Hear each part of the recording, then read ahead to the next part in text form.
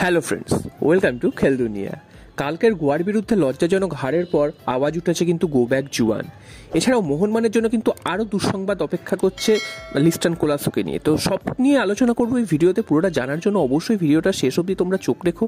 আর তোমরা যারা এই চ্যানেলে নতুন এসেছো, চ্যানেলটাকে সাবস্ক্রাইব করে দাও, পাশে থাকা বেল আইকনটাতে প্রেস করে দাও এবং লাইক কমেন্ট শেয়ার করতে কিন্তু একদমই ভুলো না। তাহলে চলো দেরি না করে মেন টপিকটা শুরু করা যাক। তো কালকে তোমরা যারা প্রত্যেকেই ম্যাচটা দেখেছো তারা কিন্তু প্রচণ্ডই হতাশা হবে, কারণ কালকের মোহনবাগান ম্যাচটা 4-1 গোলের ব্যবধানে হেরে গেছে।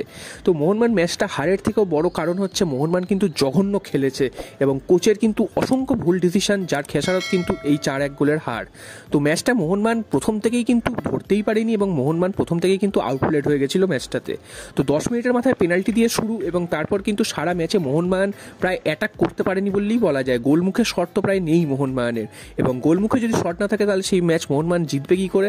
উল্টো দিকে গোয়া যখনই মোহনবাগান ডিফেন্সে কিন্তু আক্রমণ সানিয়েছে তখনই কিন্তু মোহনবাগান ডিফেন্স ওপেন হয়ে গেছে এবং যেখান থেকে কিন্তু গোয়া পরপর গোলগুলো করে চলে গেছে। তো গোয়া কিন্তু একদমই কিন্তু মোহনবাগানকে আউটপ্লেট করে দিয়েছে বলাই যায়। তো এবার প্রশ্ন হচ্ছে, জুয়ান ফার্নান্ডোর এতগুলো ভুল ডিসিশনের পর মোহনবাগান এরকম হেরেছে। আগের দিনও মুম্বাইয়ের বিরুদ্ধে হেরেছে, যদিও এখানে রেফারির গলদ ছিল। তবে কালকের ম্যাচে কিন্তু জুয়ান ফার্নান্ডোর জন্য কিন্তু মোহনবাগান পুরো ম্যাচটা কিন্তু খারাপ খেলেছে। তো ম্যাচ শেষ হওয়ার আগেই কিন্তু সমর্থকদের থেকে স্লোগান উঠতে শুরু করেছিল, go back Juan, go back Jason, go back Sadiku. তো সাদিকু, জেসন কামিংস কেউই কিন্তু কালকের একদমই ভালো পারফরমেন্স করতে পারেনি। এছাড়া জুয়ান ফার্নান্ডোর অসংখ্য কিন্তু ভুল ডিসিশন, তিনি ভুল চেঞ্জ করেছেন, যার খেসারত এই হারটা।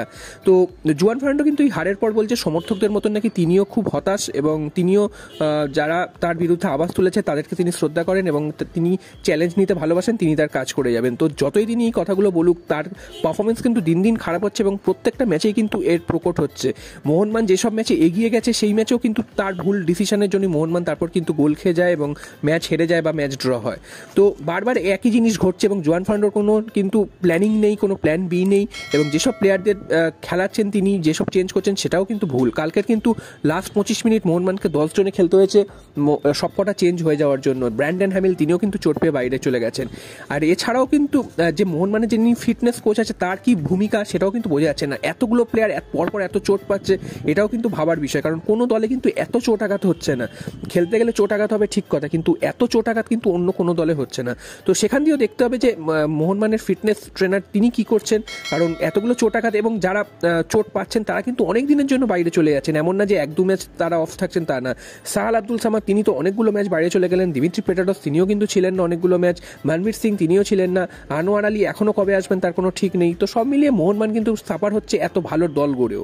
তো এরপরেও জুয়ান ফার্নান্ডো কতদিন থাকবেন সেটা কিন্তু সময় বলবে, কারণ সামনেই কিন্তু জানুয়ারি ট্রান্সফার উইন্ডো এবং হাবাসও নাকি চলে আসছেন। তো জুয়ান ফার্নান্ডোর সামনে কিন্তু কেরালা ম্যাচটা রয়েছে। যদি সেই ম্যাচে খারাপ কিছু হয় তাহলে কিন্তু তার কিন্তু চাকরি নিয়ে প্রশ্ন উঠে যাবে। আর এরপর চলে আসি আরও একটা খারাপ খবর, যেটা কিন্তু লিস্টন কোলাসোকে নিয়ে এসে। লিস্টন কোলাসো তোমরা জানো যে মুম্বাই সিটি এফসি ম্যাচে রেড কার্ড দেখেছিলেন রেফারির সাথে তর্ক করার জন্য। এখন যেই সিদ্ধান্তটা জানা যাচ্ছে, ডিসিপ্লিনারি কমিটি নাকি তাকে 4 ম্যাচের জন্য সাসপেন্ড করেছে, অর্থাৎ একটা ম্যাচ তো হয়ে গেল, আরও 3টে ম্যাচ তিনি কিন্তু সাসপেন্ডেড থাকবেন এবং বাকি 2জন প্লেয়ার কিন্তু 1 ম্যাচের জন্যই সাসপেন্ড, অর্থাৎ কেরালা ম্যাচেই তারা কিন্তু ফিরছেন। তো সব মিলিয়ে কিন্তু মোহনবাগান এমনিতেই প্লেয়ার নেই, চোট আঘাতের জন্য বাইরে, তারপর কিন্তু এই ধরনের সাসপেনশন। এবং লিস্টন কোলাসোও কিন্তু সেদিন দায়িত্বজ্ঞানহীনের মতন কাজ করেছেন, যেখানে রেফারি ওইভাবে কার্ড দেখাচ্ছে পরপর, সেখানে রেফারির সাথে তর্ক করাটা কিন্তু বোকামি। তো লিস্টন কোলাসো সেই কাজটি করেই কিন্তু মোহনবাগানের বিপদ ডেকে এনেছে। তো তোমরা তোমাদের মতামত অবশ্যই জানো যে জুয়ান ফার্নান্ডোকে রাখা উচিত না, তাকে স্যাক করা উচিত, এবং লিস্টন কোলাসোর এই বিরুদ্ধে যে ডিসিশনটা নেওয়া হয়েছে এটাও কি ঠিক কিনা সেটাও তোমরা কিন্তু কমেন্ট করে অবশ্যই